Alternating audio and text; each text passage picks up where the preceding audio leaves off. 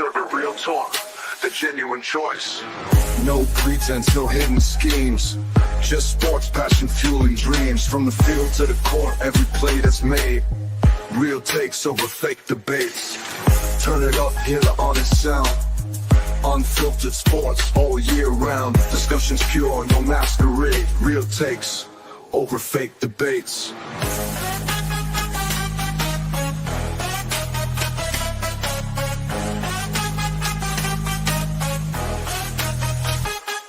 Turn it up. Over fake debates. Real takes over fake debates.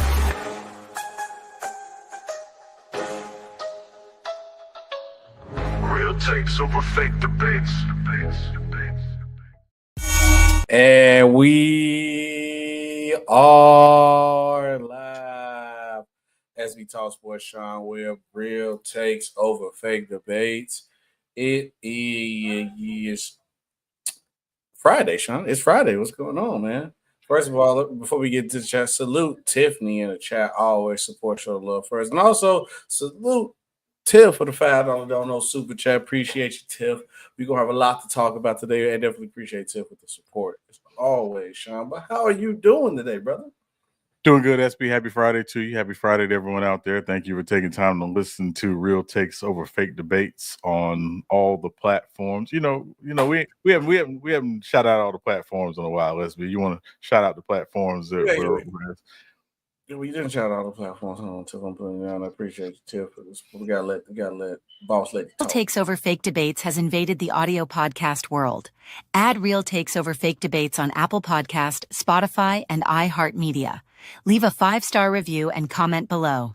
New episodes every Monday and Friday. New episodes every Monday and Friday. Sean, we got a lot of things to talk about. We got some breaking news. NFL legend just announced his retirement. I think Ja Morant will never learn what's going on. Then we got also Hall of Famer Carmelo Anthony has just been announced that he will be making the Hall of Fame. But I want to do a deep dive of this because I think some of these people or this generation got things misconstrued up of how great Carmelo Anthony was for people to question why is he a first ballot Hall of Famer. So we definitely got to talk about that. D Wade had some crazy comments to say this weekend. Steve Kerr actually had something to say that's going to tie into that. Then we got some NFL talk about the Chicago Bears. The Colorado Buff had their pro day. We got to talk some college football.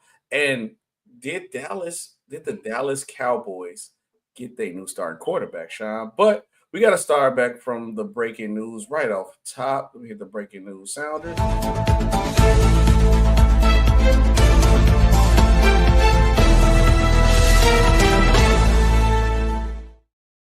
Breaking news from the Real Takes Over Fake Debates Network. Julio Jones has announced his retirement. Well-known NFL wide receiver, one of the best wide receivers during his time, Sean, mainly known for his time with the Atlanta Falcons. If you want to go run down his accolades real quick, 7-time Pro Bowler, 2-time All-Pro. He made the All-2010s team, Hall of Fame All-2010s team. Even though the accolades, that little part of accolades don't say too much on how great Julio Jones was. Julio Jones was a dog. One of the best receivers we've seen. He had multiple seasons when he had over 1,400 yards during his career. Like I said, mainly his main thing he get known for is his time in Atlanta. But what was your reaction to the retirement? And then how we looking at Julio Jones when it comes to all-time receivers?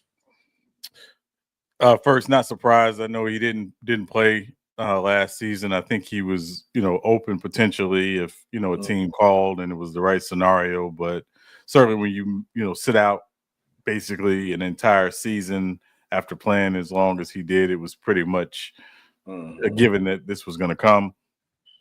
Certainly when you talk about Julio Jones, when you talk about the 2010s and you talk about receivers in the 2010s, I mean, there's only one other receiver I would put above Julio Jones in the 2010s. But that said, great career, 7-time Pro Bowler. To me, he was the I've always said Julio for me when he was coming out of Alabama, he put me in mind of T.O. the size, the speed, and one of the the best of his era to do it. Yes. I would think certainly when Hall of Fame time comes around that he's going to be very high on the list. Now again, there's a glut at the wide receiver position in terms of guys waiting to get in the Hall of Fame. So I don't know if that'll keep him from being first ballot or whatnot. If that gets cleared up in the next couple of years, we'll see. But certainly he's going to be right there in the conversation when it comes time, for the gold jackets to be handed out. But one of the best to do it, and so that's my thing about Julio. I think he's one of the best to do it. And again, I'm not going to rank receivers in the 2010s right off, but there's only one receiver. Again, when I think about the best receiver in the 2010s, there's only one person I would even consider putting over Julio Jones. If I'm guessing right, is it Larry? No, wait. Who we talking now? Now with interest. I thought you was talking about Antonio Brown. Yeah, I thought about Larry Fitzgerald was done during that time. I'm trying to think around like no, he was still playing in the 2010s, but Larry came in 2003. Yeah, so he wasn't Fitz during 2004. But yeah, he was still Fitz, but it wasn't. You had that new crop of guys come in, the Julios, the Antonio Browns, the AJ Greens, that were super, super good. And Julio and AJ were in the same draft class. Yes. And the Falcons were actually trying to trade up to get AJ Green because AJ played at Georgia. They really wanted him, but obviously, the trade they made with Cleveland to go from where they were, I think they were 27-6 in that draft. One of the best trades they could have ever made. And again, no slight to Matt Ryan, but we know who the big dog on that offense was, and it wasn't Matt Ryan.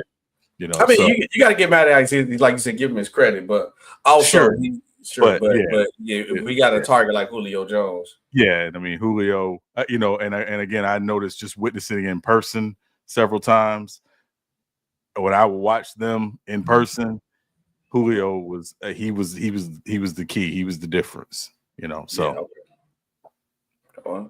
Let us know where you guys ranking Julio Jones at all time. Let me know what you guys think. Make sure you guys comment down below. Shout out Julio Jones, and he's part of that Atlanta Falcons team that went to the Super Bowl 28-3. He lived that nightmare all the time. We got to talk about Ja Morant because I think Ja just don't learn. Sean. And I'm gonna double back on that Ja will never learn situation. Because Ja remind me like somebody, I should say. But Memphis Grizzlies star Ja Morant was fined $75,000 for twice making an inappropriate gestures on the court, which was the little gun, whatever shotgun gesture that he tried to do. So Sean, the first game they played the Warriors, Ja did it, and everybody's like, "Oh, Ja wilding again." Review the tape. Buddy Hield did it first. Okay, you know what, Ja? You get you a pass. He did it to you first. You just did it back. No harm, no foul. Hey, Buddy Hield. Hey, Ja Morant. Don't do it no more. Cool, you got it. Buddy Hield said yes. Ja said okay. And what Ja do? Then the first quarter of the next game he had against the Miami Heat, he do it in the first quarter. Now, he thinks just because he hit a game-winning shot, that's going to save him. No, it's not. The NBA fined Ja $75,000. I think my problem is this, Sean, and then I want to hear your opinion on this, because people got to realize this. And Ja should appreciate being in the NBA more, because if you go back and look at Ja Morant's story, how he wasn't really recruited. He luckily, Murray State coach went down the hallway to get a soda and seen Ja hooping in the gym. So he got an opportunity. Like, Ja got to realize it was a lot of Ja Morants coming up, and it just didn't get that look. I know a lot of people who are NBA worthy players that just didn't get a look, especially how the landscape is changing now with the ANU, and you pretty much got to be a part of these rich teams, and you got to be pretty much have a lot of money to be competing now. So a lot of people from where we from, and not really gonna get a look like that unless you got a lot of money behind you. It's better to make the NBA start becoming like a rich kid sport, to be honest with you. But even that part aside, before it became that, it was still hard to get a look, especially if you were a guard, because everybody is exposed to guard. So what makes you stick out? So for you to get an opportunity off luck by the blessing of the Most High, go to Murray State, ball out. Then after you ball out, you get an opportunity to go to the NBA. Because you got to also think about it. Like, the only other player that I know off the top of the head that came from Murray State is Cameron Payne. That I know off the top of the head. If anybody historians in the chat, please let me know. Or anybody watching the video, please let me know if I messed it up on one.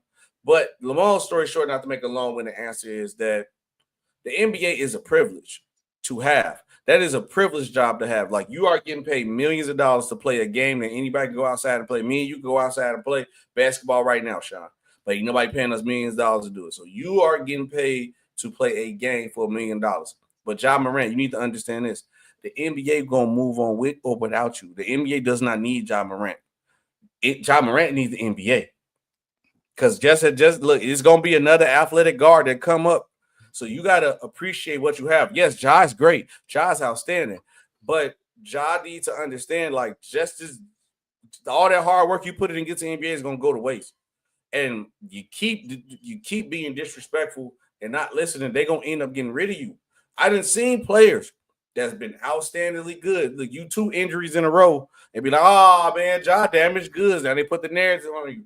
Ja ain't really that good no more. Next thing you know, now you at the end of the bench rotate. Now you off the bench. Now if you got a problem with that, it hits your ego. Now you don't want to come off the bench. Oh, now you a locker room cancer. Oh, Ja locker room cancer. Next thing you know, now he gone. I seen players skilled to John Wall with a couple injuries out the league. Like, it comes and goes like that, brother. And I think, like, if you gonna be a headache, the league ain't gonna deal with you. Another Ja Morant will come, and that's just the honest fact about it. I just wish Ja would stop being hard-headed. That's all he is. He reminds me like a hard-headed little brother or a hard-headed little cousin who won't understand until they hit him. Until the NBA is gonna, I don't want Ja to go through it because he's a very talented person. But at some point, that I'm just a kid and I'm still young is only gonna get you so far. He has to grow up at some point. He has to, Sean. But I digress, Sean. What do you think about this? With Ja actually doing it again? SB, you said a mouthful there. I don't want to be overly redundant, repeating, the things that you said. I do want to say a couple things, though, that really I think we need to talk about probably at a deeper level. Number one, nobody has to be in the NBA. There are 450 player jobs in the NBA as of today. 30 teams, 15 roster spots. Nobody has to be in the NBA. Mm-hmm. The concern I have, and let me also preface this by saying I like Ja. I like Ja's story, the kind of the underdog who, made his way through. Mm-hmm. And he went to, a franchise that was in transition, a franchise that, again, I think a lot of people, when a franchise relocates to a place, the idea is they're getting somewhere. You want to get them somewhere where they can set some roots, but also really be successful in that market, but also have some national success as well. And so Ja comes in post as they're transitioning away from the grit and grind era. Mm-hmm. They get Triple J the year before, and then Ja comes in the next year, and those two guys become the foundation and the building blocks for their future. And so you, as a fan, and again, I'm a Heat fan, obviously, but I'm an NBA fan through and through. I'm a sports fan through and through. So for me, I want to see Memphis and Ja and that team have some success given what that franchise has gone through, again, starting in Vancouver and having to transition Memphis, to find some better traction and success long term. When they give a player a max contract, they are not giving a player a max contract strictly on the strength of their talent and their ability. That's a part of it, but that's not all of it. The idea is you earn your way to this place that we still project that you're going to be a really great player for us. But the other side of it is there's an expectation to lead. Yep. And whether it's fair to ask a 23 or 24-year-old to get 9-figure contracts and to become leaders and to, grow up, I don't want to get into that necessarily. But it almost feels like watching this situation play out, it's almost like he's going backwards.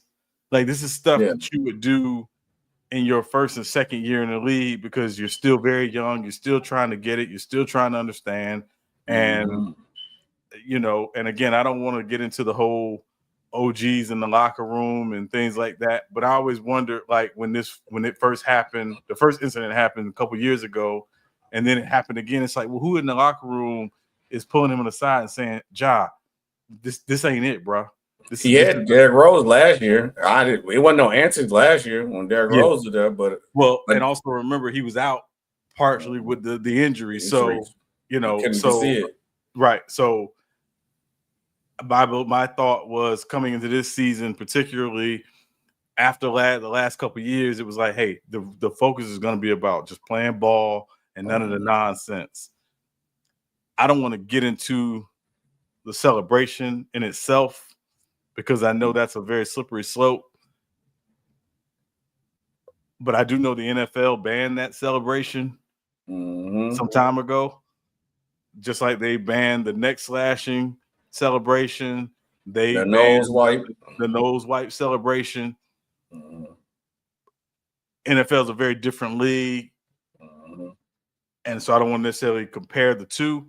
The NBA, of all the major leagues, I believe, has been the league that's been a little more willing to allow certain things in the league culturally as the league has evolved over the years. It didn't want to do that initially. And again, when we talk about the Allen Iversons of the world and things like that, it wasn't necessarily open to that initially, but I do think it did over time start to embrace that, hey, there is some symbiosis here between the culture and the game, and we need to allow this. We need to allow their players to be self-expressive as a part of this merging of culture in NBA. But I want to be very, very careful to say there's also some fine lines there, particularly in this particular instance when you talk about Ja and the previous behavior. Now, here's where this is where I have a problem trying to defend Ja. You mentioned the incident in the Golden State game. The Golden State Memphis matchup, we know, has some history there. I think it's good for the league that it's testy. It does get a little, heated at times, but I think it's good for the game because it is a real, I don't want to say rivalry, but it is very much a game full of competitive spirit. You and Buddy Hield got called by the league, and the league basically said, we warned you not to do this. So where's the self-awareness to say, hey, given everything I've been through in the last couple of years, I probably need to find a different way to do this. And then in the next game, 4 minutes into the game, you do it. Now, that's where I run into a problem because it's like, wait, you just got it. It's SB. You have daughters. Your oldest daughter, she's 8. Yep. Yeah. If you tell her, hey, don't do this, and the next day she does the very thing you tell her not to do, what are you supposed to do? Got discipline. You got to discipline her. Mm-hmm. Now, I want to say, generationally, Ja Morant should be grateful that Adam Silver is the commissioner and not David Stern. Oh, he probably won't be in the league no more. I don't know if it would go that far, but I know he'd be on the clock. Mm-hmm. No, I'm talking about like after this situation, he'd probably be like only way out the league because he'd be like, I told you something, you already had gun problems. Then after I directly told you something, you did it the next day. Oh, yeah, no. Yeah. Oh, so, he made an example out of it. He'd been out for this whole season and missed the playoffs. And you know what? And I don't doubt that would have been part of the thinking from the commissioner. Mm-hmm. So from a certain perspective, if I were a Grizzlies fan, I'd be grateful it's just a fine. Mm-hmm. I don't believe the NBA is picking on Ja. No. And I know there are people out there that think the league is picking on Ja. No, there's context. The context is Ja had previous situations off the court related to guns. That's the context. Mm-hmm. That's the context. That's why the league is saying, hey, we know other guys are doing it. It's probably not best for you to do it because of the previous situation. Mm-hmm. If I was a guy playing in the league and I had multiple DUIs, my celebration is not going to be turning up a bottle every time I hit it. That's pretty much what he's doing. That's pretty much what he's doing. So that's the context, SB. And so I think that's what we have to just own. Now, in terms of the celebration league-wide, I do believe this summer that celebration is going to get banned. Oh, mm-hmm. It's going to get banned. It'll be banned. As much as they try to allow the self-expression of players, I think they're going to ban the celebration. And I don't think you're going to get a lot of pushback from the Players Association on it either. Oh, no. But Sean, my problem come into play because like the point that you brought up, like, see how you like, I brought like something up, like my oldest daughter, I could tell her something, she like, okay, you don't have to discipline. I have a 3-year-old. This was Ja remember, my 3-year-old. I tell my 3-year-old something, she still go do it like right after because she's still learning, but she's young. She's a baby. I just really think Ja will never learn until it's too late. And I don't wish that on Ja because I like Ja. Ja, one of my favorite players in the league too. I just don't think he never will. I think he won't learn until it's gone, until it's too late. And I see that in his mentality of the things that he do, because how you get warned and literally the next day you do the same thing.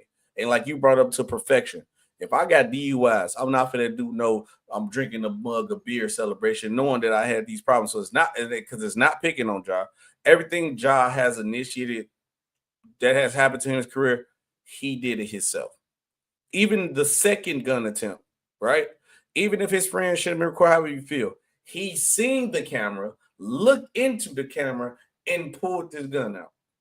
You initiating, you putting yourself in trouble. The game before, you did the gesture. They gave you a pass. They said, "Hey, Ja, don't do that. It's cool. We understand the situation. We're not going fine you or suspend you because he did it to you first. That's cool." Then go to the next game, first quarter, and do the same thing again. Oh yeah, bro. He don't want to learn. He want to wait till it's too late. And he gonna realize it when it's too late. And I hate to say it, but I don't think he's changing, Sean. I don't think he never will learn. And let me just make this final point for me, SB. I don't know if you got another thing on this. The comparison people make to Ja is Allen Iverson.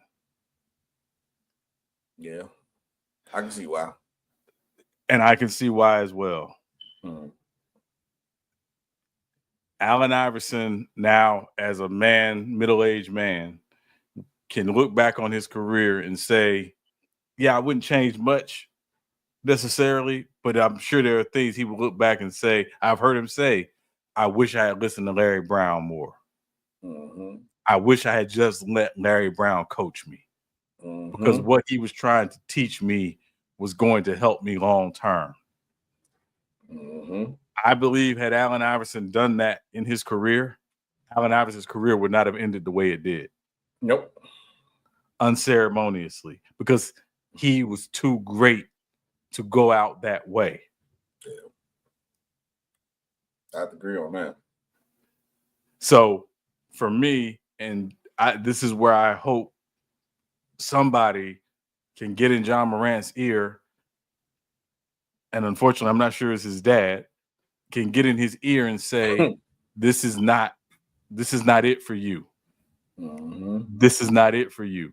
And you got a lot to lose, and you got a lot of people who are depending on you, particularly if you're the Memphis Grizzlies organization and you're saying, hey, this guy's one of our building blocks. This guy's one of our foundation guys. This guy, we only want this guy to play in a Memphis Grizzlies jersey for his entire career. I think it's getting to the point, and again, that organization has been through a lot in the last week with the firing of Taylor Jenkins and the losing streak, and they got a win last night over my Heat, obviously, and I watched the game, obviously. And to me, the sad part of last night is he hit a game-winning shot, a buzzer-beating game-winning shot, and you got up this morning and nobody was talking about it. Because of the stupid thing he did. So, imagine if he didn't do that and hit the game winner next day. Right. And so to me, at some point, there's got to be some level of self-awareness just to say, you know what, this isn't it. And I don't know. I heard someone say, I think John's trying to embrace this villain thing. You're about as you're not a villain. You're not a villain. Who is it? Who's the hero he going against? What? Why is he a villain? What is his origin story to be a villain? Right. He was the guy that was easy to root for. Everybody was. I don't know a single person early in John's career who did not like this guy, who did not root for this guy because of his story. They wanted John to be the face of the league before the gun incident happened. Yes. Yeah, potentially. And also, I believe to a degree that there were people who, even after the first couple of gun incidents, that said, hey, this guy's young. We think he's going to bounce back. He said as much in some of his statements, but it can't just be words. It's got to be action. And the action has to say, I will not do this. And again, I know it's the whataboutism. That's not the game we're playing here, y'all. That's not the game we're playing here, because it's not about whataboutism. Because a lot of the guys in the league who do it don't have previous incidents with guns off the court. And please don't tell me it's not about off the court, because there's a personal conduct policy that these guys have to follow that regulates their behavior off the court. That's why we have it. Yep. So it matters. It always matters. They better act like it matters, because you think it don't, you'll be crazy. You'll be crazy. I hope I hope Ja get it together though, man. I really hope Ja do. But Sean, we got to talk about a NBA legend who just got inducted to the Hall of Fame. Former Knick, former Syracuse star who led Syracuse to a national championship. Carmelo Anthony has been elected to the Naismith Hall of Fame. First things first, congratulations to Carmelo. Melo, the real Melo. I know y'all youngest only know y'all think Lil Melo. No, it's Carmelo is Melo for now until Lil Melo earned the Melo tag. But what was your reaction to the announcement and how you feel about it? Not surprised at all. I mean, obviously, when you talk about just this era of great scoring and great scores, Melo is right there as a poster child of one of the greatest scorers of not just this century, but also in NBA history. And in an era that has embraced scoring even more, this was not all that surprising. I do believe that, you know, he certainly deserved this honor. I was chatting with someone that was asking me about this the other day, SB, and I said I think Melo in some ways in his career might have been overhyped and overhated at the same time. And but I think this does validate the type of career that he had as one of the greatest scorers the game has ever seen. So not surprised at all. Also, and I want to run down this resume because Sean, this is where I had a problem. I had a problem with something that's going on too. But also, just so I don't forget my point to piggyback on it. Carmelo Anthony is, when we say one of the greatest scorers of all time, like, it's because of his skill set to score. Like, Melo can shoot the three. He can drive the basket, mid range. His footwork is amazing. He can work in the post. Like, any way you need a basket, Carmelo Anthony got it. And that's what made him so great. Like, he was at a point in time, or even still, people look at him like, you could argue him as like one of, if not the greatest scorer of all time. We talking about skill alone, because it's like a lot of guys can't do that. It's people be good at like two different things and scoring. Melo, it wasn't no way Melo couldn't score that basketball. But to go down this road, obviously 19 years in the NBA, 10-time All Selection. He won 1 NBA scoring championship, 3 Olympic gold medals. I believe he had the most until Kevin Durant just won this last one. I think Kevin Durant just won 4 or 3 with this last one. I'm trying to think. I think KD won 4. I'm gonna say, but we're gonna say 3 gold medals. He won the national championship. 4. Yeah, KD, right? Yeah, 4. At Syracuse, he won the national championship and was named NCAA Final Four Most Outstanding Player. The 10-time All-NBA, 2-time All-Second Team, 4-time NBA All-Third Team. He won a scoring championship, All-Rookie First Team, NBA Top 75 Team. And he finished his career, he finished top 10 in scoring all time. Okay, Sean, first of all, congrats to Melo, well-deserved. One of the greatest scorers I've ever seen of the basketball, most skilled scorer, like I said. My problem coming to play was when it was announced that Carmelo was a first ballot Hall of Famer, it was people questioning it. And I'm like, what are y'all questioning? Do y'all not see his resume? First of all, for everybody out here, it's called the Basketball Hall of Fame. It's the Basketball Hall of Fame, 1. 2, Carmelo Anthony's resume, NBA-wise, is still a Hall of Fame career. But if you add with the college too, in the Olympics, it's a Hall of Fame career. This dude is one of the greatest players of his era. And this comes with the problem, I feel like, when people feel like their era is disrespected. And they be both ways, because I've seen people older and younger say this. I'm just like, what are y'all looking at? Like, what is on your mind? And I feel like this come part of the problem when people feel disrespected, because to question if Carmelo Anthony is a first ballot Hall of Fame, I think you out your mind, especially when it comes to basketball, Sean.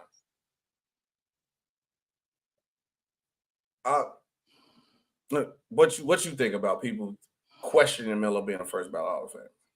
I've never been a big fan of what ballot somebody got in on. Getting in the Hall of Fame is not easy. No, it's not.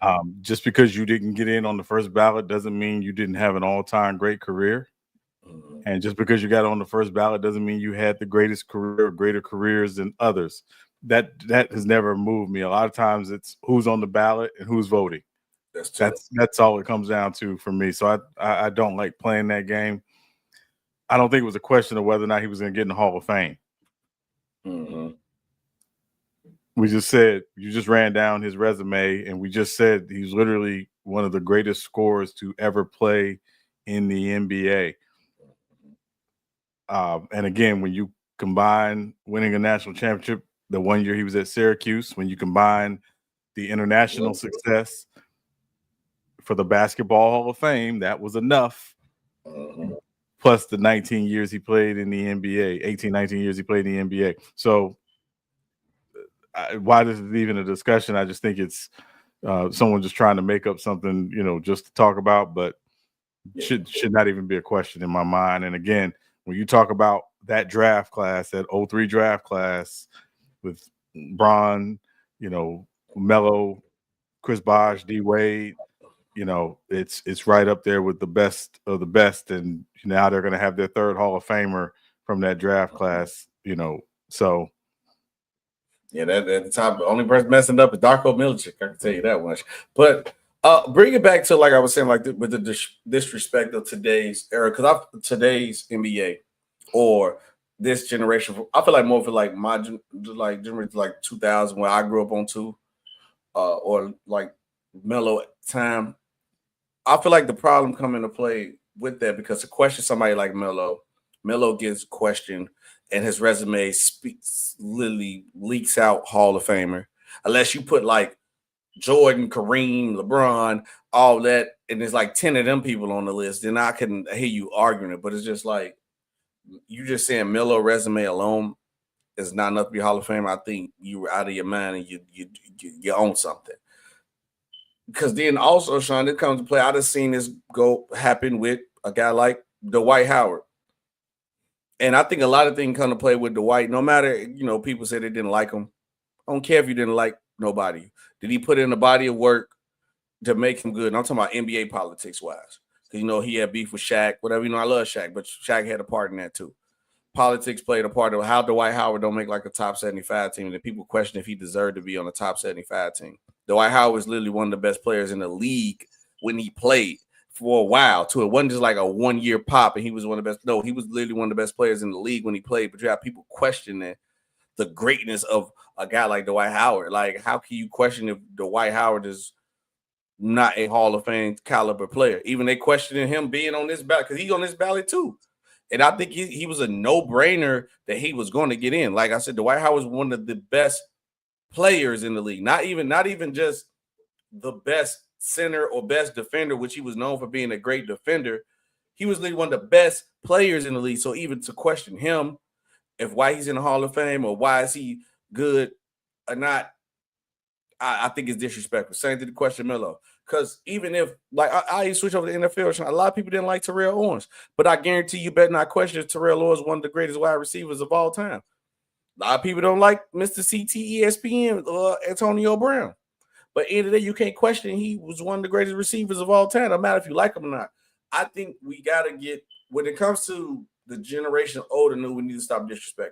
And also, we got to stop the politics that come in between the play, too, because I also think that adds fuel to the fire. So, like, when a guy like a Dwight Howard get left off the top 75 because of politics, and we all know that he should have been on, like, a team like the top 75.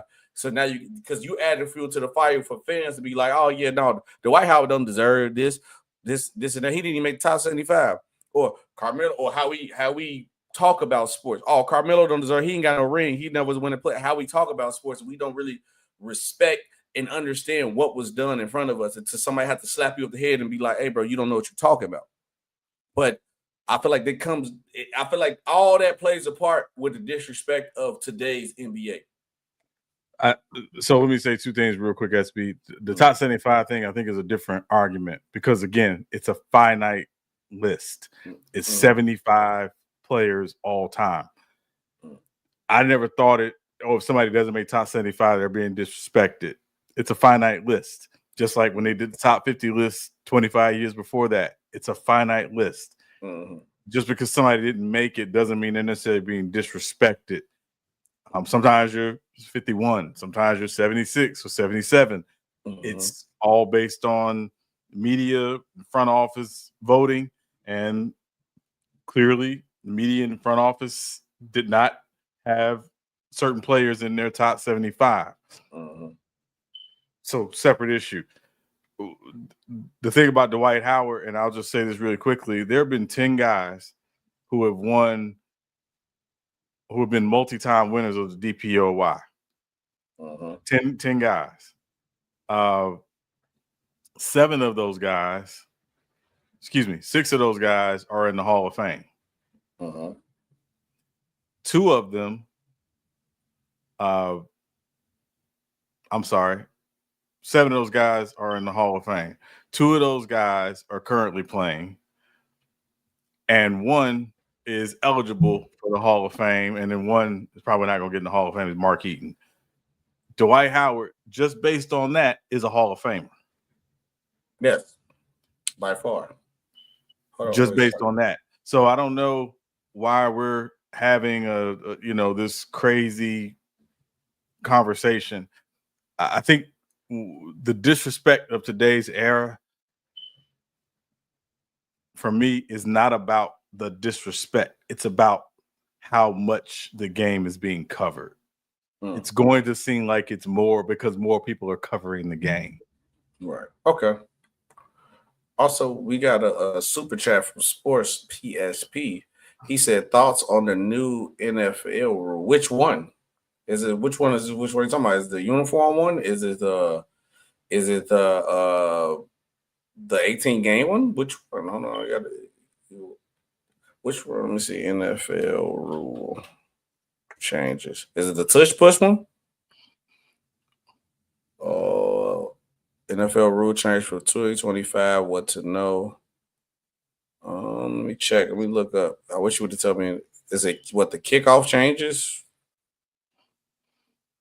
No, replay assist. No, I don't see Sports PSP. You got to tell me which rule you talking about. Which rule in particular you talking about? So we can definitely answer that question for you. Because I don't know which one.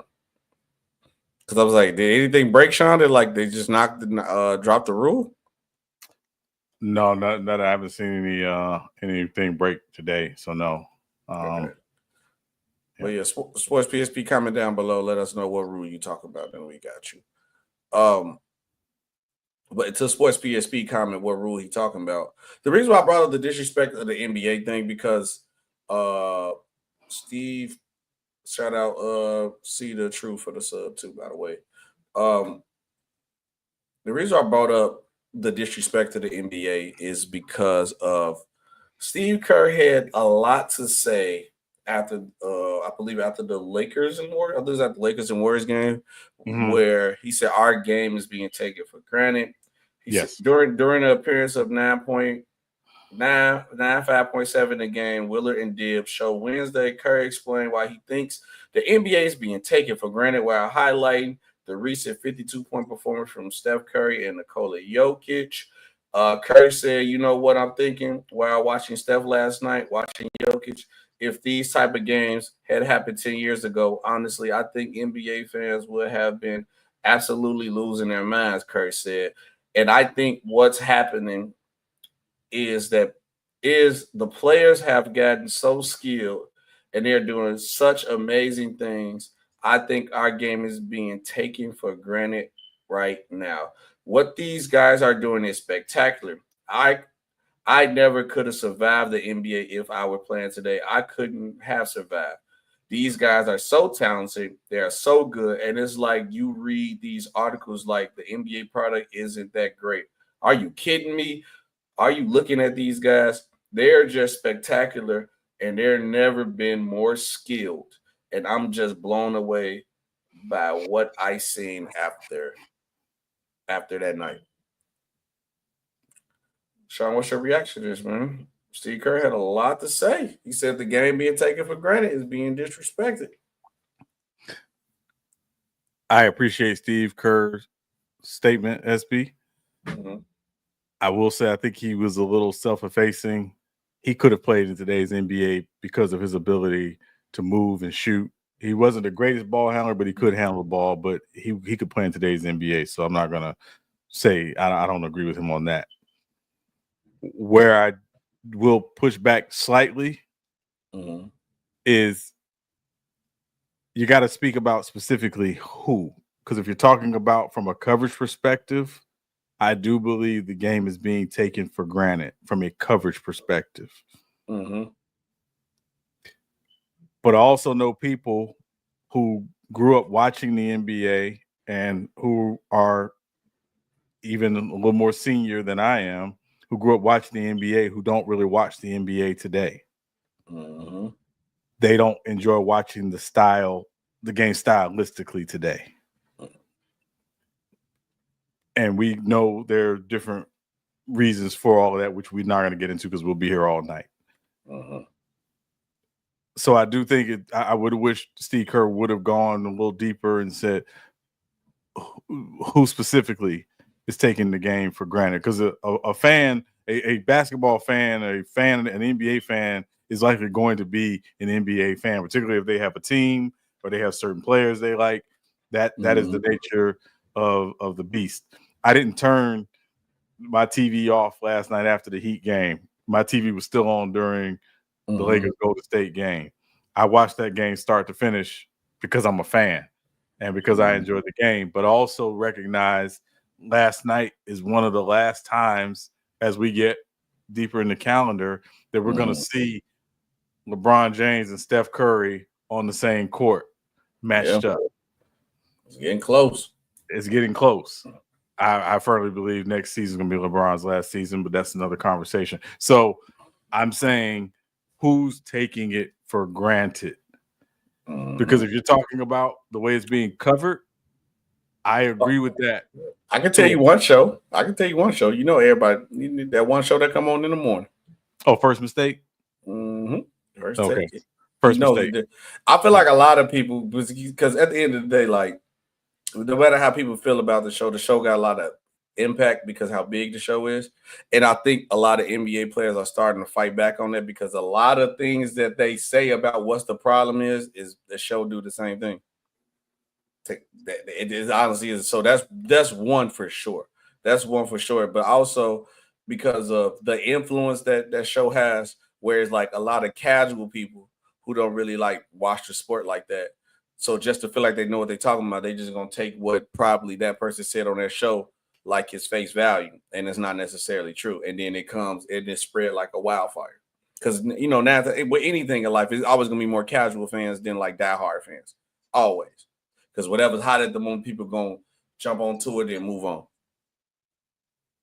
Or it could be just one player or one reason why you're here. But yeah, 100%, China. We know. We know. Now it could be not just 100% him, but I guarantee he's on that list. 100% on that list. Yeah. And I hope he don't think just because everybody treating that way because you got that money. It ain't that. People happy for you. I'm proud of him because I understand his grind too where he got it, but he got to understand that him, I just said the name, Stephen A. and Skip Bayless has built the foundation of part of the problem what's going on with how the sport is covered. It stopped being about covering the sport. It started being about covering the narrative. It started being about covering what somebody else says instead of covering out what happened in the game. Because I feel like at this point in time, I'm be honest, they probably got too big enough to like really pay attention to basketball. I said it once, I said it again. I know Stephen A. Smith ain't watching basketball like he say he is or how he think he is. The man on air from 10 o'clock to 10 o'clock at night. When is the TV on for you? You probably watch bits and pieces, but you ain't watching the game enough to sit there and break it down every day. No, we ain't. There's no way. But see, like I said, it's like a domino effect with everything because this added on to a fuel to a fire with another situation with another player, with D Wade, where he was talking about how people comparison, because that's another thing Skip and Stephen A. really did, like the player comparison. But another thing that ruined NBA is the GOAT debate with Jordan and LeBron, because now everything was about comparing everybody to Jordan or protecting Jordan legacy or comparing everybody to LeBron, comparing everybody to LeBron legacy. So nobody really can grow. So now you got people thinking just because Dwight Howard resume ain't Jordan resume, he ain't as good, which is false. Or Carmelo Anthony resume ain't LeBron James resume, so you don't think he's good, which that is false.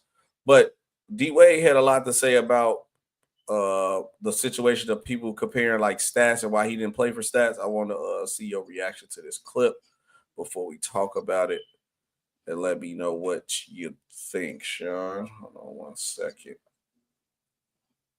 Get this one out the way. Okay. See what D Wade had to say. Like his game better, always better because he won more rings. This conversation never goes anywhere. Let's use a hotel. All right, the hotel has 30 floors. Okay. We're talking about an access key. When I look at the game, I look at who has an access key to get to the 30th floor. Okay. So the 30th floor access key in winning, I can't go to 30. Bill Russell's up there. Jordan up there. I may be on floor 25, but I ain't at floor 30. That doesn't make them, that doesn't mean anything to me. It just means that I don't have access to go to that floor. So if you have not won a ring, it doesn't mean you're not colder than somebody who won a ring. You just don't have access to go to the ring floors. Winning a ring is a whole different game than being a great player and having stats and having this and having that. This is the sacrifice. I can have more stats if I didn't care about winning a ring. Yep. So this is a different conversation. Another ball, man. Keep going. We got to play some more wide up. We got some power here. It's going to be Okay. So D-Wade had a lot to say, Sean. What was your reaction to D-Wade saying what he said?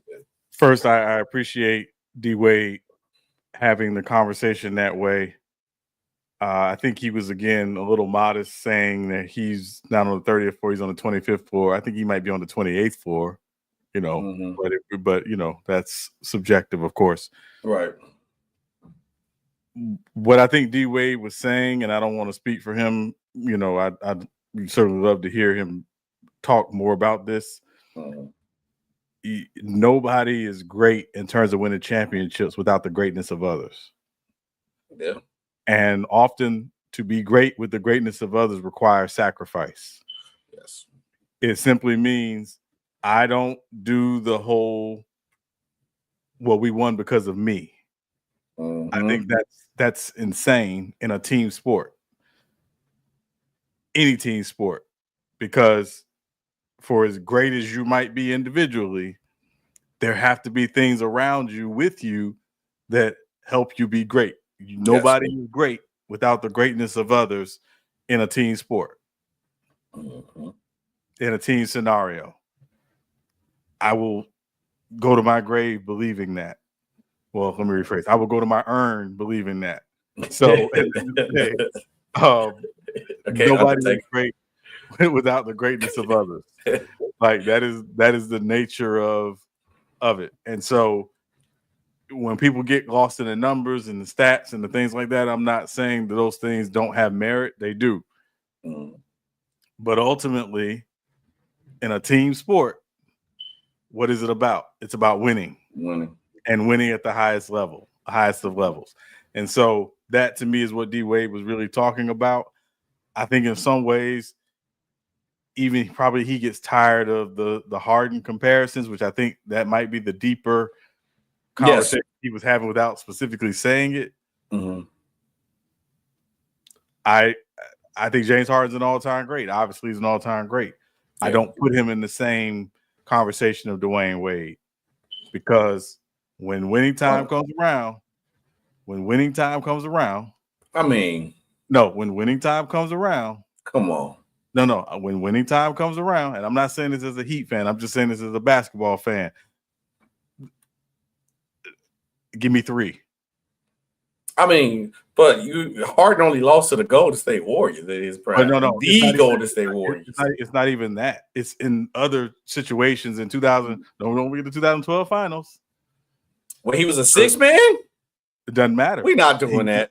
He was SB. Was he in the finals? Was he not below his averages? Well below his averages in those finals. He played bad. He played bad. He played awful. Shout out to Trina.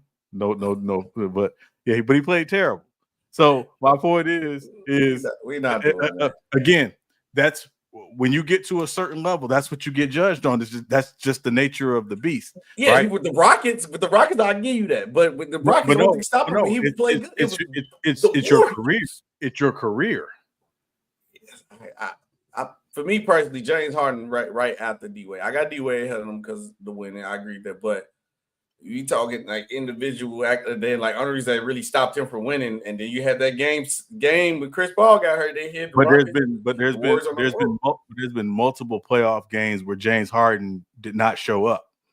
Yeah, you could say that. I'm not lying. So games where D-Wade they show up too. No, not in the playoffs. What playoff games did D-Wade not show up in? The second round with the Heat, don't do that. He what second round with the Heat? I get that. No, I'm talking about with Bron after like the couple two because D-Wade wasn't the same after injuries. He wasn't the same. Right, but what I'm saying is, and again, the injuries we factor that in, right? But there were also playoff games even post injury where it was like he's put on a vintage game here. Oh yeah. So what I'm saying is when we talk about D-Wade, we said game 7 against the Celtics. D-Wade didn't hoop that game. I mean, he had a good game. LeBron carried. Well, hold on. But Bron and Bosh both had great games in that game 7 in 2012. Mm-hmm. So I'm just saying it's not like he hasn't had those moments in his career. And again, he also let's also keep it a buck. He didn't need LeBron to win. LeBron needed him to win early on. So I'm just saying, let's not do D Wade like that. There's a reason why a lot of people have him as the third greatest shooting guard ever. Yeah. So, I'm not saying that Harden is trash. I never said that. I'm saying when we get to comparing the playoff resumes, there's no comparison. Yeah, I don't know. I'm gonna have to question. Like, let me do my research. I love D Wade. I want to do everything. We ain't gonna act like D Wade they had no bad playoff game.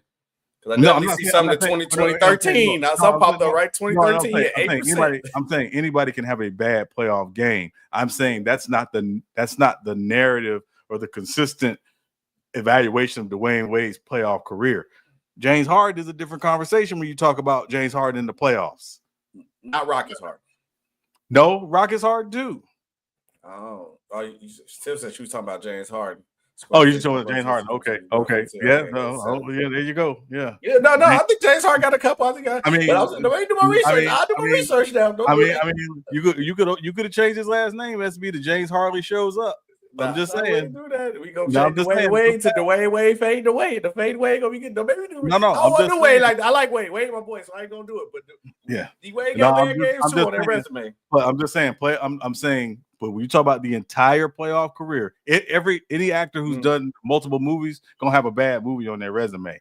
That's just the nature of the beast. The bad movie may not always be because of you. It might be some things outside of your control.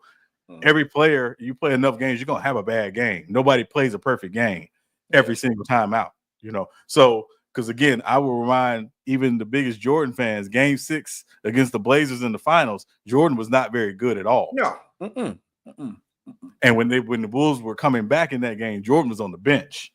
Yeah. So I'm just saying anybody can have one. So I just think Harden should get the benefit of the doubt because of who he lost to the time. No, I think because the KD Warriors, the Warriors are ridiculous. And he almost beat that team. If Chris Paul didn't get hurt, they beat the Warriors. That we can't say that. Because Andre Iguodala was hurt, so we can't say that they lost because they lost. It wasn't because Chris Paul was hurt. Hold on. Iguodala was a part of their death lineup. He was their sixth starter. He was literally a part of their death lineup. So when they missed him in that series, so we're not gonna say, they lost because Chris Paul got hurt. They lost because they lost. We can't do that. They lost because they lost. They didn't have the intestinal fortitude to figure out how to beat this team. So it's the same thing for the Heat when they lost to the Spurs that second time. Yeah, the Spurs were better. The Spurs were better. D-Wade didn't look good. No, he didn't. But D-Wade didn't look good that entire season. He looked like he had fallen off. That was the whole point. That was the whole point. Okay. They thought the knees were done at that point, which is part of the impetus for why LeBron went back to Cleveland. But let's not do that. But again, in that same vein, we saw from 2005, his second year really even his rookie year in the league, because from his rookie year in the league all the way to 2013, Dwyane Wade was a peak playoff performer. That's a 10-year run. He was nice. We can't say that about James Harden shows up. I ain't gonna say that. James Harden got some playoff numbers now. And then he got some playoff duds too. Oh yeah, same thing. No. He got a lot of playoff duds. We ain't gonna do that. He got a lot of playoff duds. Rocket Harden. He got a lot of playoff duds. He probably got like a dud. You know what we're gonna do?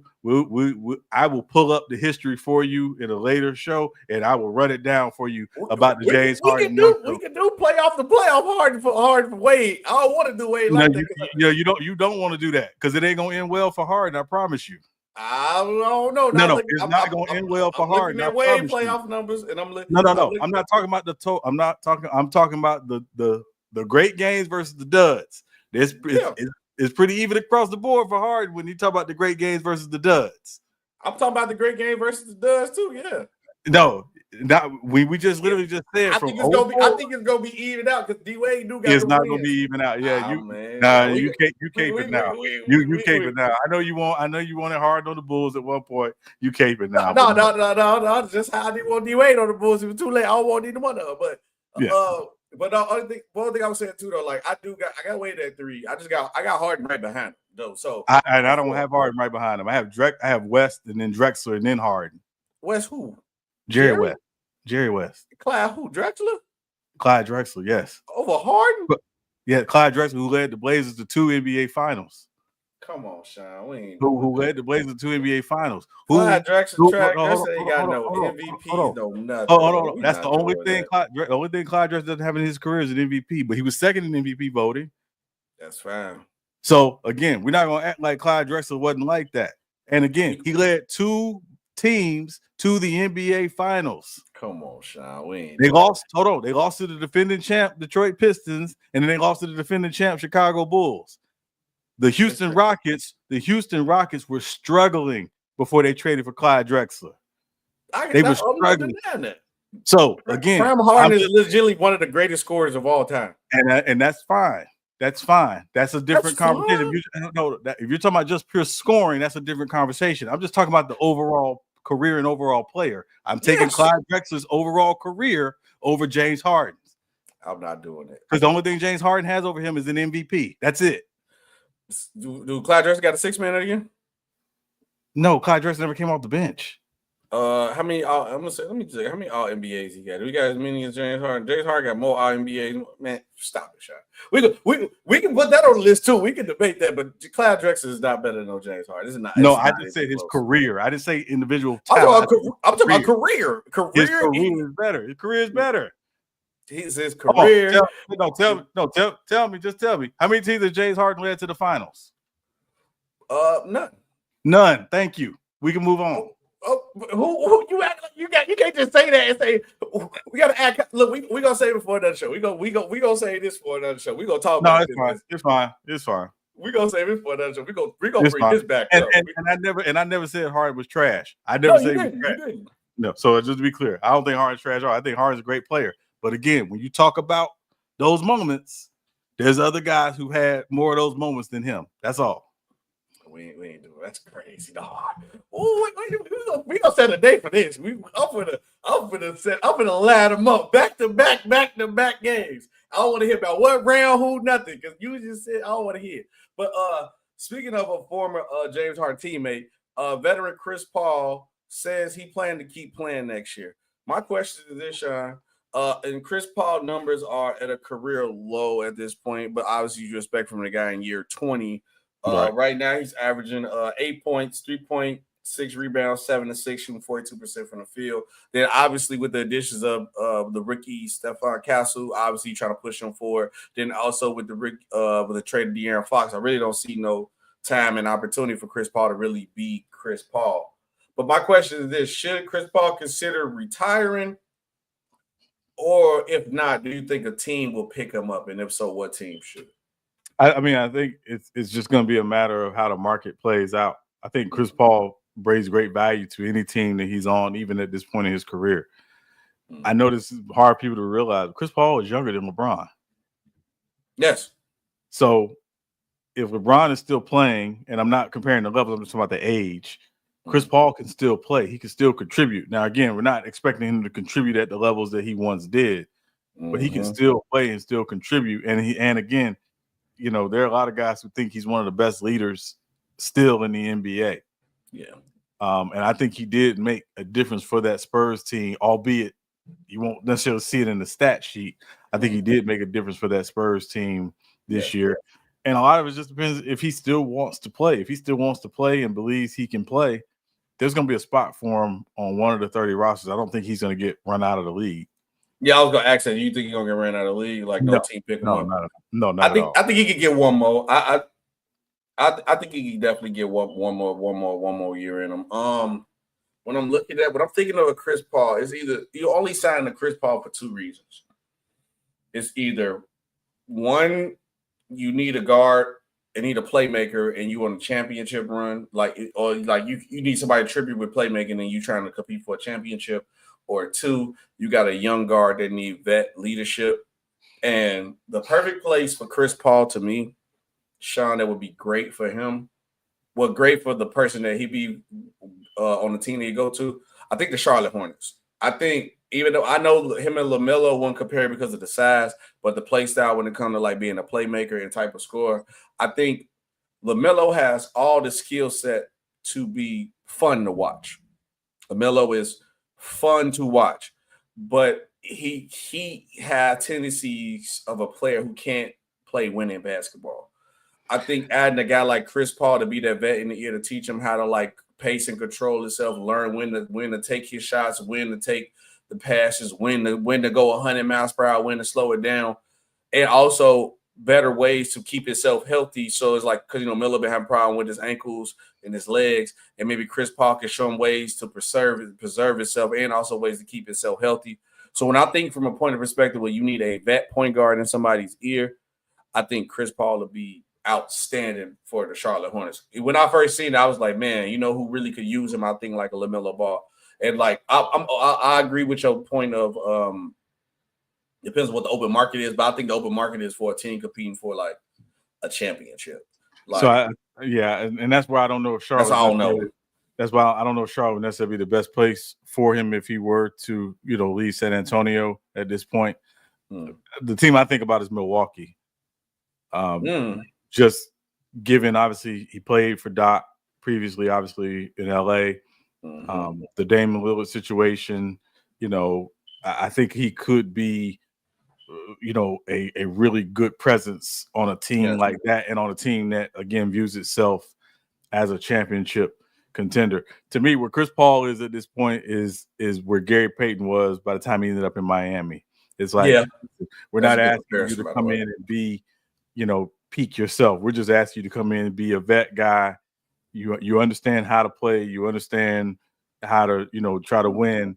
And again, I think Chris Paul at this point, if he's still playing, it's because he's trying to win a ring. He wants to win a ring. And so obviously I think that probably will be the bigger factor is, where can he go and contribute to winning? I know he can go, man. Just take that vet minimum and just go ahead and go to Boston. or if OKC get KD, take that minimum, go back to OKC, man. Be the backup PG. But I think Boston. But I'm only saying the Hornets, like, if he don't, like, a no championship team really get him off, because I think if he come back next year, only compete for a championship. But if you get no championship offers, Chris Paul true value will come.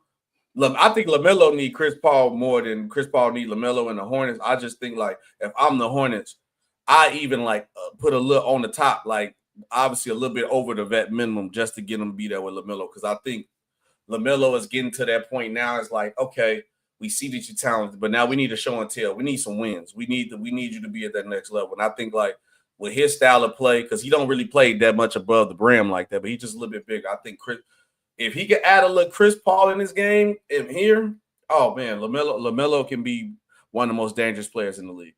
But I'll just say this real quick. From a Charlotte perspective, the only thing I would think for that to happen would be Chris Paul saying, "I want to play my last year in my home state," because he's from North Carolina. So, that I think that would be the one way where I say, yeah, that could happen, but I don't see it, honestly, SP, to be real. All right, Sean, we got to get to the gridiron real quick. The Bears have planned to expand stadium site options to include Chicago and Arlington Heights. The quote is, I believe this is from President Kevin Warren. He said the focus now is both downtown and Arlington Heights, Warren said at the NFL meeting. Those are not linear processes or projects. They take time. They take a lot of energy and effort. I am very, very pleased with where we are. So obviously this hit me a little bit more because I'm actually here in Chicago. But if you was the Bears, two-part question. Because I hear this, because every time I come to the Bears get a new stadium, they always bring this up. Okay, if you the Bears get in the stadium, do you want to go to would you want to stay in Chicago or go to Arlington Heights? That's like Arlington Heights is like the northwest suburbs, like close by like Airport Way, O'Hare Way. So it's like, for me, it's like I'm like 10 minutes from the stadium down the street. So it'll go from like a 10-minute drive to like a 40, probably like 40-minute drive from where I'm at. In the South Side, it'd be ridiculous for them to get down there. And also, would you add a dome? Because this has been the main topic of adding a dome in Chicago. So I'll answer the second question first. I think you add at least a retractable roof option to your stadium. So if you want to take advantage of the open air, take advantage of the open air. If you want to leave the elements out of it. So I think the retractable roof, I think for any stadium at this point, if you're building a stadium, regardless of where it is, have a retractable roof option. It's just where things need to go. I think if you're building a stadium and there's no roof option, I think you're crazy at this point in the NFL and Major League Baseball as well. I think the Bears have to think about it, and I'm sure they're thinking about it from the perspective of where do the majority of their season ticket holders come from? Because that's your audience, live audience base in terms of who's in the stadium. Yep. And also the way they're building these stadiums now is they're not just building a stadium, they're building essentially these complexes around these stadiums, so where there's shopping and there's restaurants and there's it's you truly get to make the day or the trip to the game an event. And so where are they able to do that? As I understand, the Harlingen Heights area, they have purchased that land. They purchased that land there some time ago. It's just kind of waiting for what do they want to do with it. But obviously, you also want to be, mindful of, where your fans are coming from. And again, the majority of your fan base is your season ticket holders. What's their travel time to a game? How difficult it is for them to get back and forth to a game? Honestly, I'm a big believer if you can build a stadium where you are, meaning you have the option to play somewhere else for a couple years in the same area, like at Northwestern or one of the other, or U of I. I wish the Bears would just play there and then just build a new stadium site where Soldier Field is now. Just because, again, to your point, people are used to that commute, things of that nature.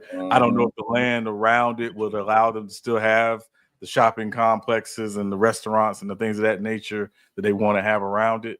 But I think you got to really be mindful of just your fan base and, again, particularly your season ticket holders, because people don't want to pay more money to be more agitated. And, it's going to be more money.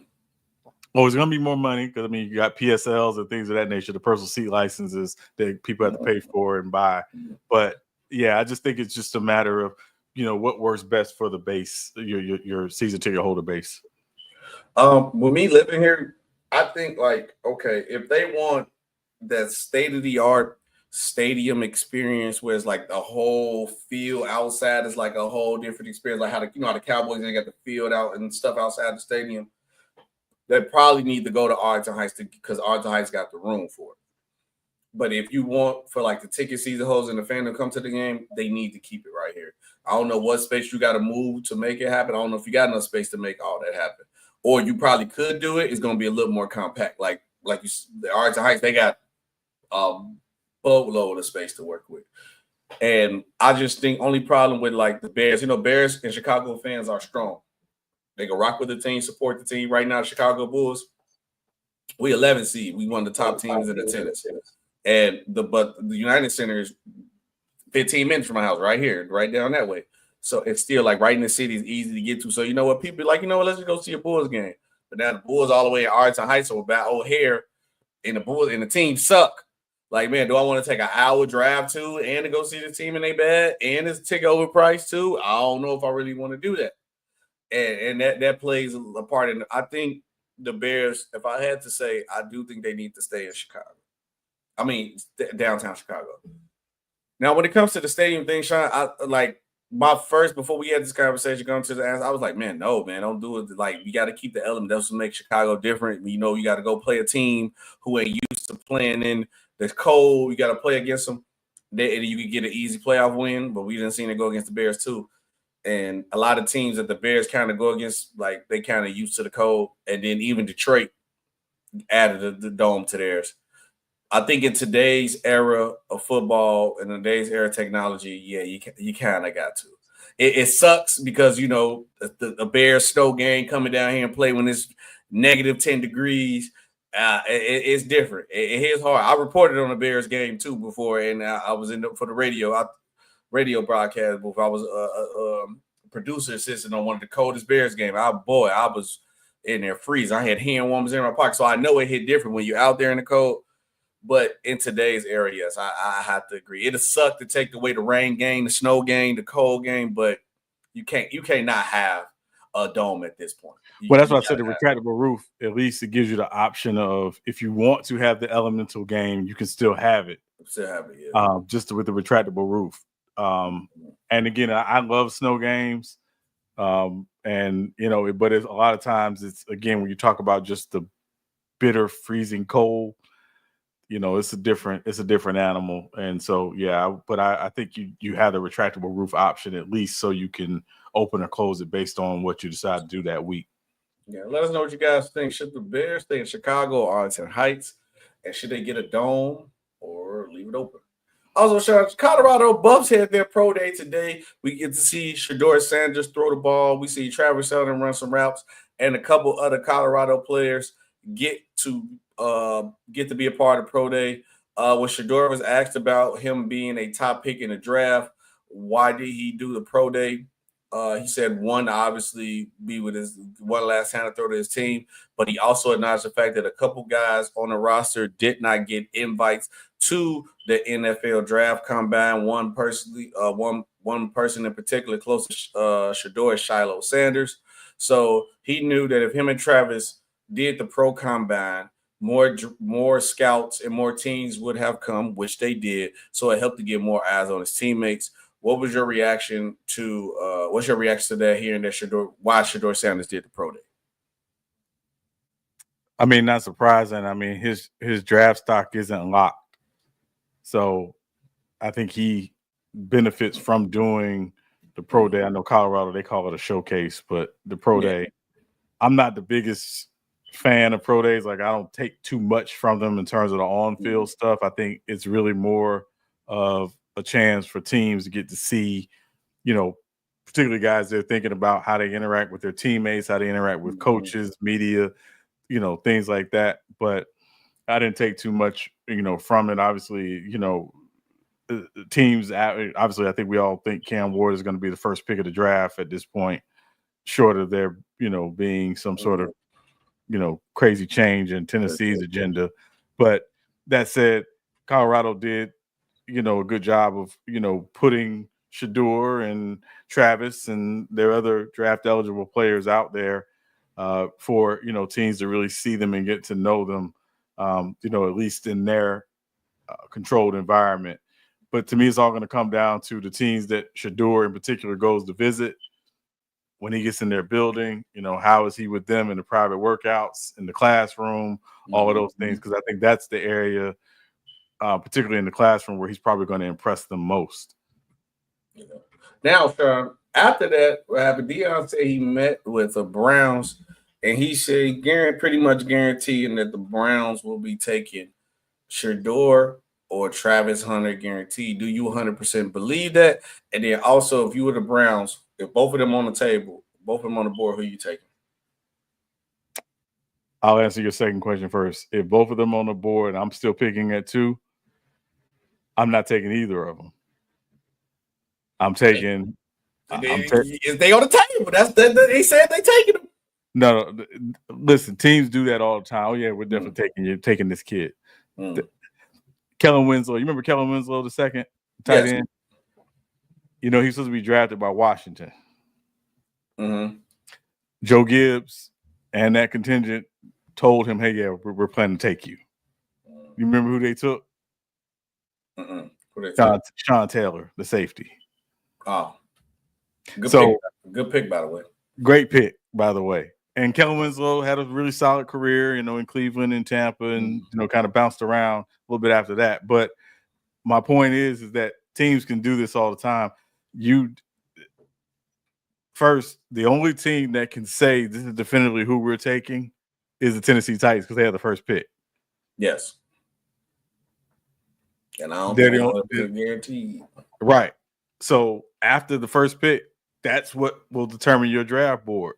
So, for example, if Tennessee just happens to take Abdul Carter, 1, and I'm just saying, throwing that out as a name, I don't think they are, but I'm saying if they do, the second pick is probably going to be Cam Ward. So I think when they do this, it's like, oh yeah, they'll take either one. We don't know that. We won't know until a little less than 3 weeks from tonight.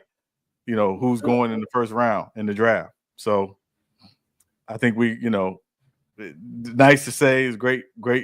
Deion's a great salesman, but nothing's guaranteed until we get to the draft.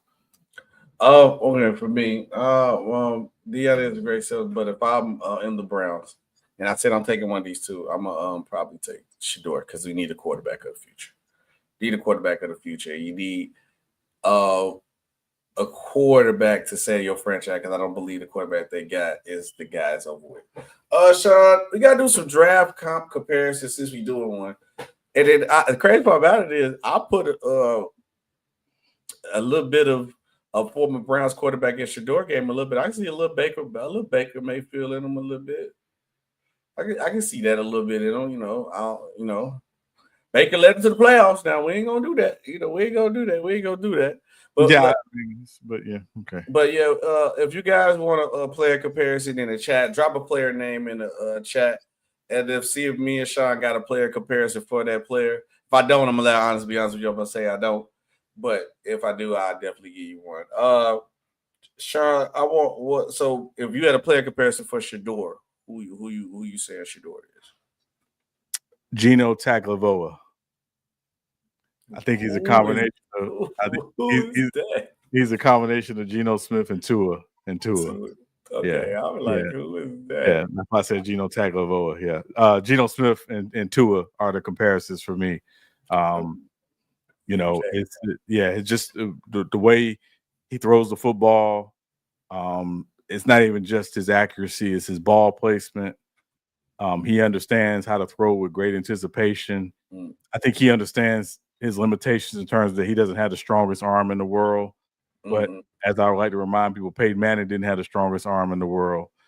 Joe Montana didn't have the strongest arm in the world. Tom Brady didn't have the strongest arm in the world. And none of that mattered. So with Shedeur, I see is really Geno and Tua in terms of his skill set. It's funny you say that too, because I seen people was like complaining like that Shedeur Sanders all he threw was like 5-yard passes here and there. And I was like, if you really think about it, NFL, 70% of the time, those are the passes you're gonna throw anyway. You think in the NFL, you're gonna get 10, 20-yard bombs like that. If you go in an NFL game and consistently get 10, 20, 25-yard bombs down the field, oh, trust me, somebody in that film room getting destroyed. And if it happens on a consistent basis with multiple games, oh, somebody getting fired. This ain't college. This the NFL. They prepare for this. And film stuff. You think you finna be coming here and drop 8? You might get a couple off if it's there, but you're not finna be doing that like every day. I believe this is Travis Hunter. Tiffany is talking about. Hold on. Let me check. Is it a Travis Henry? No, I think it's been Travis Hunter. Travis Henry was the running back. Okay, but okay. Who you got? Travis Hunter compared to? Travis Hunter, to me, is a smaller Champ Bailey. Obviously, Champ played on both sides in college. They did try to use him early in his career and some receiver when he was in Washington in particular, because that's where he went early in his career. But I think he's a smaller Champ Bailey.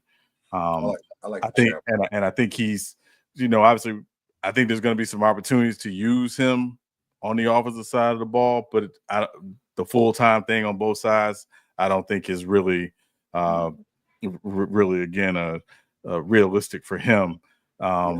It's Steve Smith Sr. Shout out to Steve Smith Sr. He was at the Colorado Pro Day and he was watching Travis Hunter run some routes today, and he was talking about just some of the nuances of some of the things that Travis Hunter doesn't have yet that he would have to get at the next level, and it's hard to get it at the next level if you're trying to play both sides full time. So I believe he's going to be a corner full time and get some reps on the offensive side of the ball. But Champ Bailey, smaller Champ Bailey for me. I think for me, defensively side, Champ Bailey for sure. I definitely have to agree with Champ Bailey. And if I get my wide receiver comp, and I'm not talking about the route running of this player, but because all I thought about is like wide receiver wise, who could I compare him to? Is a somebody who's spectacular at catching the ball. And I'm thinking like somebody like an Odell Beckham, like where you just know like he's just great at catching the ball. He's going to make spectacular catches. I look at him and see that. That's all. Another one, Sean. I want to hear because you've been very high on him. Ashton Genty, who is his draft comp to you? I got a surprising one for you for him though. But who you got? Ashton Genty. Ashton Genty is a smaller LaDainian Tomlinson. He does everything well. And I've heard other people make comparisons to D'Angelo Williams, and I've heard someone compare to Emmitt Smith. I understand the Emmitt thing because of the contact balance and things like that. But when I watch Ashton Genty reminds me a lot of LaDainian Tomlinson coming out of TCU, that he just had everything. And his ability in pass pro, obviously we're not even talking about his ability as a runner, but the way he runs, pad level, his ability to, when he gets in the open field, he's not the fastest guy, but you're not generally going to catch him once he gets in the open field. His ability as a receiver, especially, again, you didn't get to always see it at Boise State, just like you didn't get to always see it with LT at TCU, but you knew he had really great ability to run, routes out of the backfield. And even if you split him out, you got to account for him. So to me, he's just a little smaller version of LaDainian Tomlinson.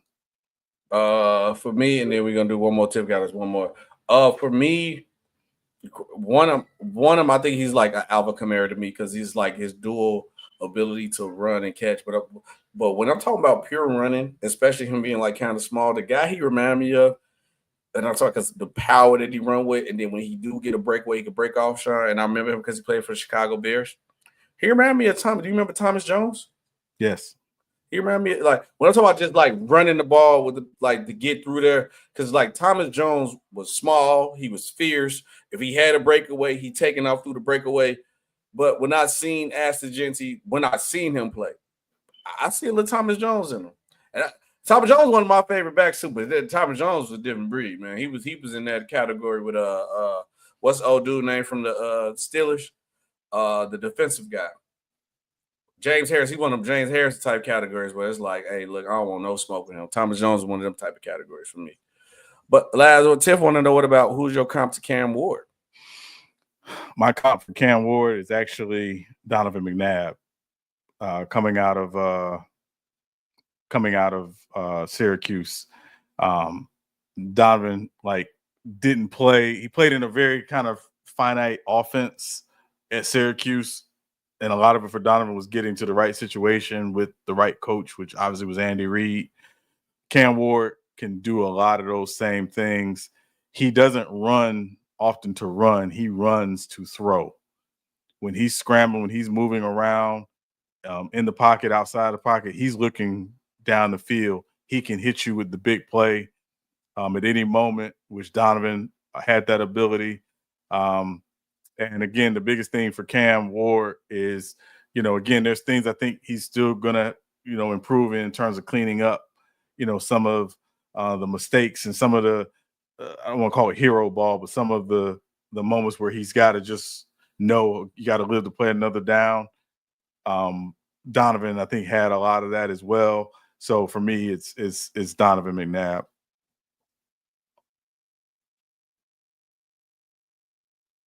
I think you're on mute.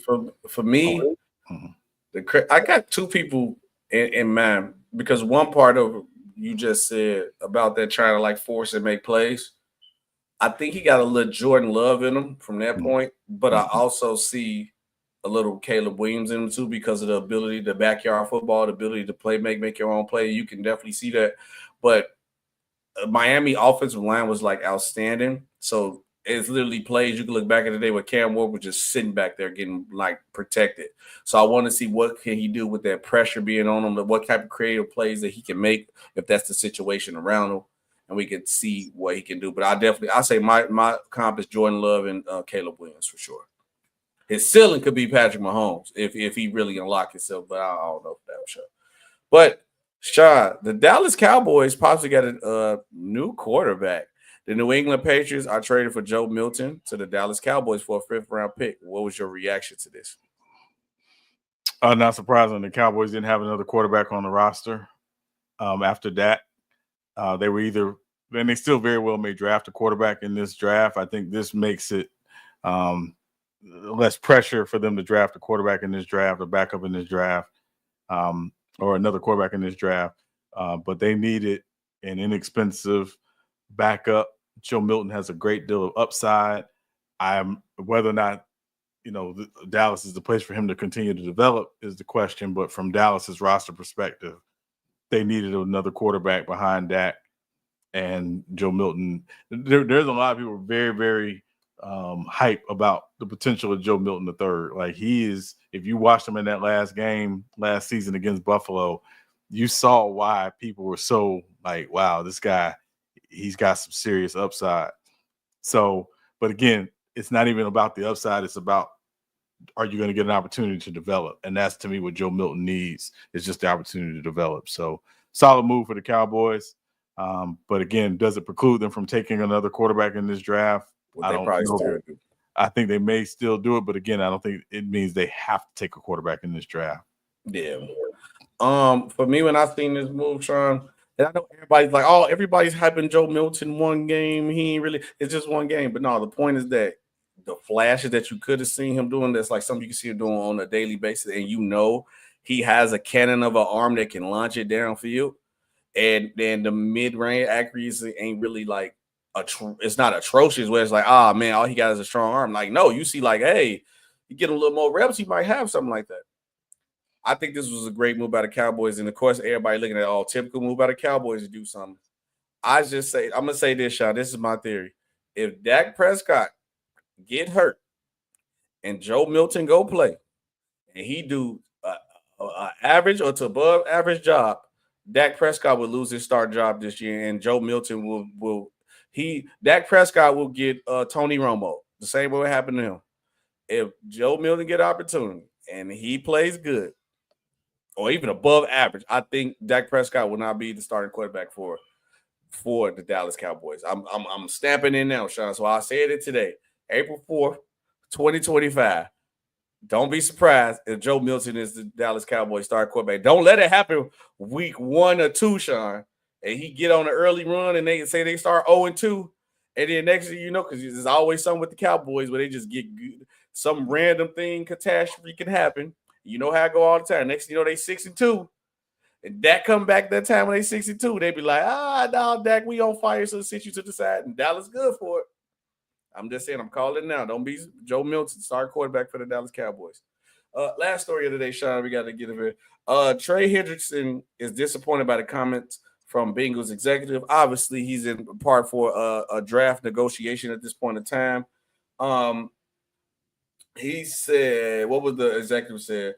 He said this about Trey. He said, I think he should be happy at a certain rate that's maybe he doesn't think he'd be happy that. The Blackburn said Tuesday at the NFL annual meeting. Also, he said, I think some of it is on him to be happy at some point. And if he's not, that's what holds it up sometimes. So, it takes him to say yes to something. And also, we have all the respect in the world for him. Ooh, and then Trey Henderson voiced his displeasure with what he said on the Pat McAfee show. And he said also that was a little disappointing because communication has been poor over the past couple of months. Henry said that's something I hold high regard. They have not communicated with me, with my agent directly. It has been something that's been a little bit frustrating. What's your reaction to this? First, I think it's in poor taste when executives do this in the media. I think there needs to be a greater respect for the process of negotiation between team and the player and their reps. And it doesn't sound like that is really going on right now. When you look at Trey Hendrickson's production comparative to what these edge rushers and these pass rushers are getting now in the market, you understand he is vastly underpaid. He is going to make less than half of what Max Crosby and Myles Garrett and eventually Michael Parsons are going to be making next season.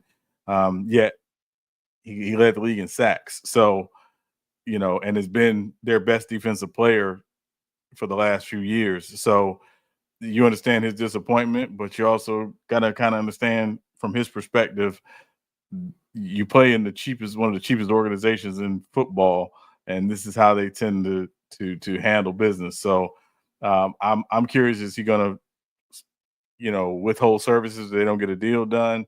Is he going to, hold in? Is he going to hold out? What's he going to do? I think we'll be watching the Cincinnati situation, as this plays out over the summer. I think you're on mute, SB.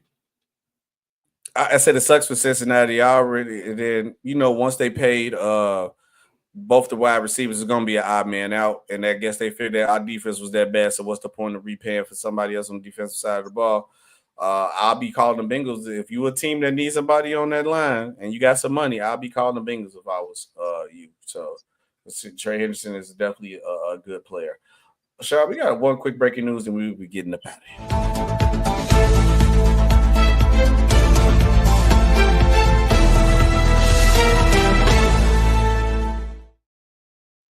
Capitals Alex Ovechkin ties Wayne Gretzky with 894 goals. This was tallied Friday against the Blackhawks. Right now, they just against the Blackhawks.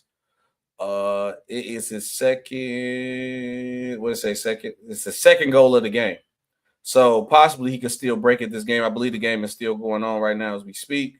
Yes, it is 4-3 in the third, so he possibly could break this record this game. But how big is this? Again, this compares to the LeBron chase for Kareem's all-time scoring record. When you do this type of stuff, or you are chasing the home run record, like these type of records don't fall all the time. So it is a huge deal. And again, a lot of people thought Wayne Gretzky wouldn't be. A lot of his records would not be broken. Some have not, but this one in particular it's big. So yeah, it's a great accomplishment, and again, look forward to seeing him, break the record. I'll be seeing him too, and then I'm like, see how close he is. He might as well go. He might as well go for 900. I'm being honest with you. How many more games left they got in the season? They got. He could definitely get 900 this season. He got after this game. It said if he break it this game, he got 6 games left. I think he could go get 9. I say go for 900 this season. Finish the season off at 900 to be outstanding. If you guys think Alex Ovechkin get 900, let us know. But yeah, Sean, for episode 5 what you got? White chocolate. Jason Williams, and also shout out to the late great Dikembe Mutombo, one of the greatest humanitarians sports has ever seen. So those will be my 2. I definitely have to go white chocolate too. Also, I'm gonna go ahead and say white chocolate. This has been another great episode of Real Takes Over Fake Debates with SB and Sean Webb, and we will see you guys on Monday. Peace.